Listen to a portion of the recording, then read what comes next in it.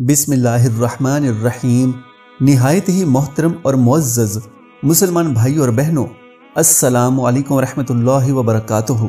इस सूरत की बरकत से हर उस मरीज़ को जिसको डॉक्टर्स ने भी जवाब दे दिया हो, अल्लाह ताला उसको शिफा अता फरमाएगा।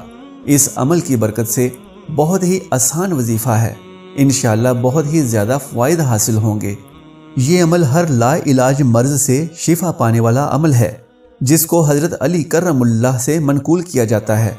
हज़रत अली रज़ी अल्लाहु अन्हु फरमाते हैं कि जो भी इस सूरतुल इनआम, जो कि कुरान करीम की सूरत है, बहुत ही खूबसूरत सूरत है, उसको पढ़कर जिस मरीज़ पर भी पढ़ेगा, पढ़कर दम करेगा या पढ़कर पानी पर पिला देगा, तो इंशाअल्लाह अल्लाह ताला उसको शिफा अता फरमाएगा।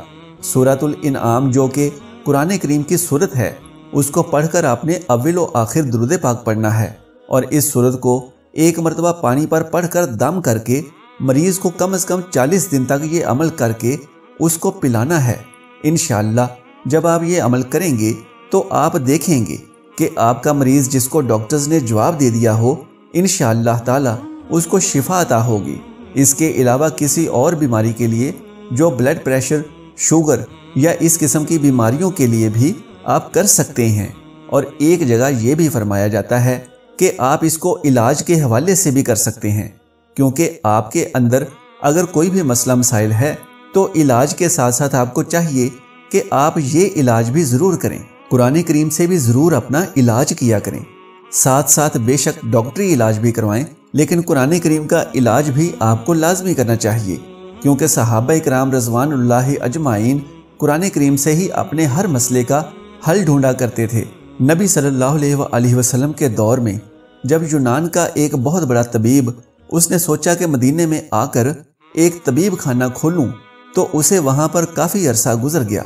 उसके पास कोई मरीज़ ना आया, तो बहुत ही मजबूर होकर मदीना मुनव्वरा में हुज़ूर अक़दस सल्लल्लाहु अलैहि वसल्लम के पास आया और नबी करीम सल्लल्लाहु अलैहि वसल्लम से कहने लगा कि मुझे 1-2 महीने से ज़्यादा हो गया है, लेकिन मेरे पास कोई मरीज़ ही नहीं आता।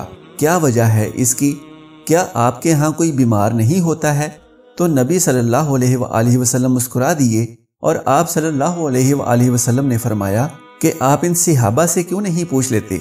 तो जब सहाबा इकराम से पूछा तो उन्होंने कहा कि हमें जब भी कोई बीमारी, जब भी कोई मुसीबत पेश आती है, तो हम सूरतुल फातिहा को 7 मरतबा पढ़कर पानी पर दम करके इसको पी लेते हैं। अल्हम्दुलिल्लाह हमारे सर दर्द से लेकर बड़ी से बड़ी बीमारी से अल्लाह पाक इसी तरह से शिफा अता फरमा देते हैं, क्योंकि हमने अपना तबीब कुरान को बनाया हुआ है। तो इसी तरह से आप भी, ये हज़रत अली रज़ी अल्लाहु अन्हु का बताया हुआ अमल है, तो आपने इस अमल को करना है। सुबहान अल्लाह, माशाअल्लाह।